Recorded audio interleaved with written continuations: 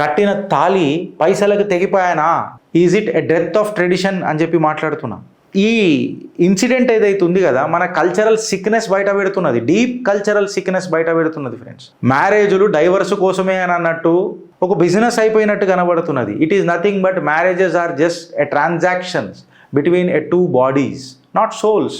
ఆత్మల మధ్యలో ఇప్పుడు ఏం లేవు బంధాలుగా. Absolutely it is a transaction between the two bodies. వెనకటికి మోటివేషన్ స్పీచెస్ వస్తుండే బ్రదర్. ఏందనంటే మొన్నటిదాకా ఆయన పేరు ఒకటి ఉన్నది, మనిషి చచ్చిపోగానే ఆయన పేరు కూడా మాట్లాడరు, బాడీ అని అనేస్తారు అని అనేది బాగా అది వింటున్నప్పుడు కొంచెం ఇట్లా అవుతుండే.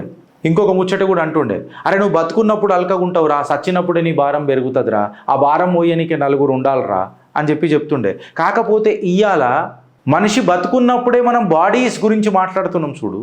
ఐ మీన్ కలియుగమేమో మరి. ఒక రెస్పెక్ట్, ఎంపతి ఏమని ఉన్నదా ఫ్రెండ్స్? వన్ ఆఫ్ ది పురాతన సనాతన విలువలు, బ్యూటిఫుల్ ట్రెడిషన్స్ ఇట్లా బ్లీడ్ అవుతుంటే మీకేమనిపిస్తుంది ఫ్రెండ్స్? ఎక్కడ కూడా ఆశాజ్యోతి కనిపిస్తలేదు, ఎక్కడ కూడా ఒక ఆశాజ్యోతి కనిపిస్తలేదు, ఏడ కూడా నాకు దీపం కూడా కనిపిస్తలేదు. ఈ వాల్యూస్ పెరుగుతాయేనని సొసైటీలో. కంప్లీట్కి ఒకటే ఒక మూలం ఏంది తెలుసా? మూట, పైసా. హ్యూమన్ లైఫ్కి ఏదన్నా వాల్యూ ఉన్నది అని అంటే అది పైసా. పైసా హీ పరమాత్మ. ట్రస్టు, హానెస్టీ ఇవేం లేవు. ఎక్స్టార్షన్ ఇవన్నిటిని ఓవర్ రూల్ చేసేసినాయి. నీకు వెలుగెడికి కనిపిస్తుంది ఫ్రెండ్స్.